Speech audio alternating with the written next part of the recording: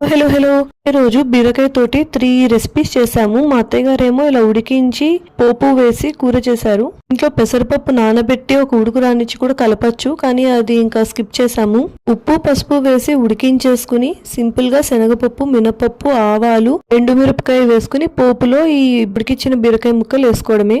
బీరకాయలో చాలా వాటర్ వస్తుంది. ఆ వాటర్ బాగా తగ్గేలాగా దీన్ని కలుపుకుంటూ ఉంటే కూర రెడీ అయిపోతుంది. ఆ తర్వాత నేనైతే కొన్ని బీరకాయ ముక్కలతోటి ఉల్లికారం చేశాను. బీరకాయల్ని కొంచెం ఆయిల్లో వేసి వేపుకునేటప్పుడు ఉప్పు వేసుకుంటే దాంట్లోంచి వాటర్ వచ్చి కాస్త మగ్గుతుంది. ఆ తర్వాత ఉల్లిపాయ, జీలకర్ర, ఉప్పు, కారం మిక్సీకి వేసిన ముద్దని వేసుకుని కాసేపు బాగా ఫ్రై చేసుకోవాలి. అంతే, బీరకాయ పొట్టు వేస్ట్ చేస్తామా అండ్ ఇదిగో ఇది బీరకాయ ఉల్లికారం. ఇక్కడ బీరకాయ పొట్టు పచ్చడి చేస్తున్నాను కదా, ఇది ఎలా చేశాను అనేది నేను ఇంతకు ముందర ఒక వీడియో చేశాను.